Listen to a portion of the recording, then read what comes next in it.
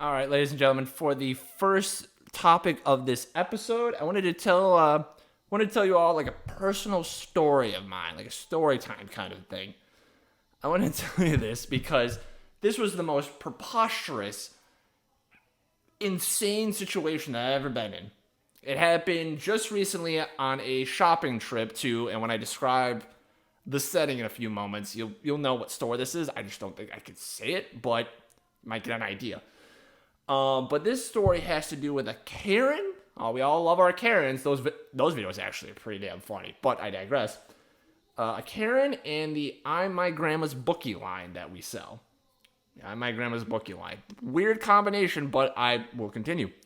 So this trip to the store was like any other. Like a normal person, I walked in, had my cart, had my list ready to go. Now, for the record, I'm not the biggest fan of people. So my plan is always just to keep my head down, get my shit, get to the register, and leave. That kind of stuff. And I always have a set pattern, like with the list, because the list never really changes when I go to this particular store. So I go in, hit the booze section first, then hit the veggies, then hit the dairy, hit the bread, hit the toiletries, and then I get to that extra section, if that makes sense. Like that extra section is where they have all like the chips, the snacks, some of the shampoo kind of stuff is within there, oddly enough, but that's where this story takes place.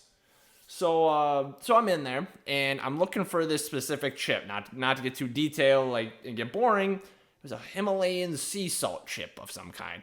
Granted, little extra, little fruity tooty, hooty booty, all that kind of stuff. But those things taste delicious, so fuck off. Anyway, I'm in that aisle looking for the chips, and I sense this. I'm standing there and I sense this presence, like this just weird presence to me.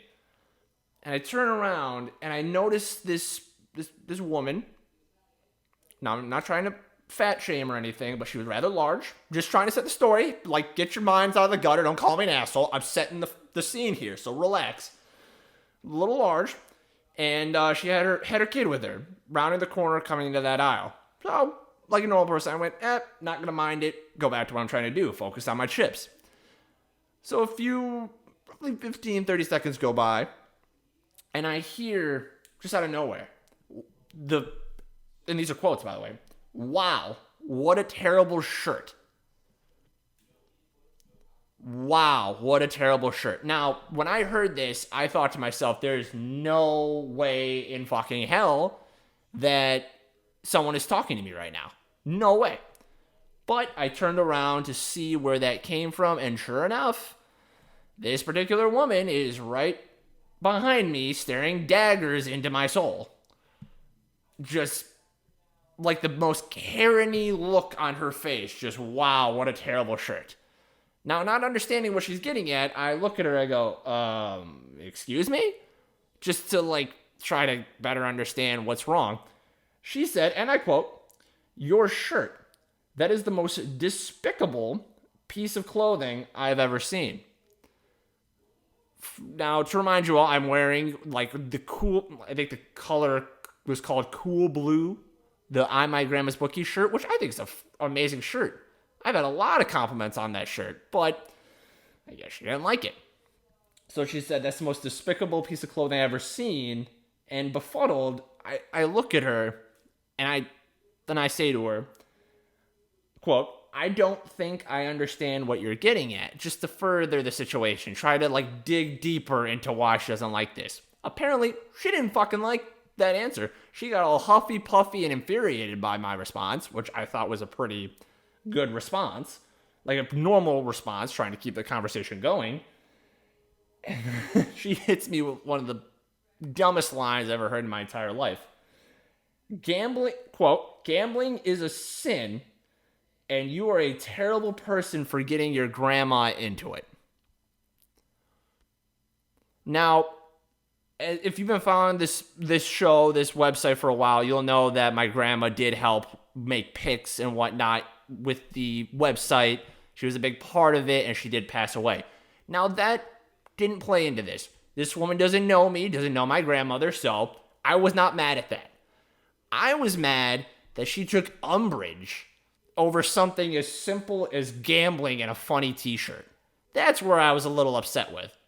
Not upset. I was more like laughing. Because when she said that, I kind of like laughed at her face like, the fuck is wrong with you, lady? So she said that. Again, didn't take too lightly to the laughing. And all I did was, I wanted to be the bigger person. I wanted to hit her with the best line I could possibly give her so I could walk away and be done with this. So I look her dead in the eye as I'm walking, and I say, lady, grandmas gamble too. And I just kept walking. Now, when I said this, as I'm walking away, you could hear her gums flapping and the squawk-like voice that she had just emanating through the aisle. And I didn't have any problem with that. I didn't want to turn around. I wasn't going to keep it going because I know that she's just a terrible person who just has a terrible life and wants to ruin fun for everyone. But I did hear a specific noise along with her gum-slapping, squawk-like voice. A sound of me winning this particular argument. How do I know I won? It's because her kid was pushing her the other way, pushing her the other way in the aisle and saying, Mom, let's go, you're embarrassing, this is over, this is ridiculous. That, my friends, is when you know you've won any kind of argument. Any. Because for one, kids, they don't like talking to other people out in public like that. They don't like when their parents do it, it's boring. I've been there. So normally when kids do that, they're just standing there waiting for the conversation to be done, or they kind of like yank on their parents' like pant leg or shirt saying, hey, let's go. But when the child audibly says, you're embarrassing, let's go, you know you've won.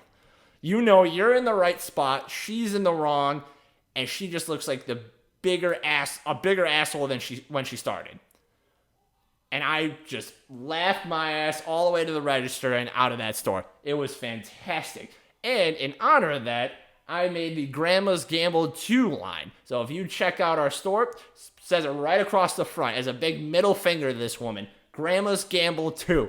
Buy that for your grandma. And if you ever meet this woman or somebody like that, make sure to wear it right in front of them. And say, hey, lady, Grandma's Gamble 2. Because fuck that lady. Let's go.